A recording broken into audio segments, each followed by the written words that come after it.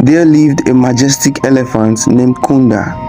Kunda was not merely a guardian of the jungle, he was its living spirit, revered by all creatures that called this verdant paradise their home.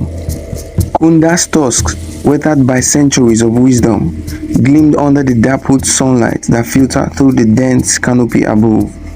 His presence brought a sense of peace and security to the jungle, for he was the protector of the sacred waters, a hidden spring said to hold the power of life and renewal. But amidst the harmony of the jungle, shadows lurked in the form of envy and desire.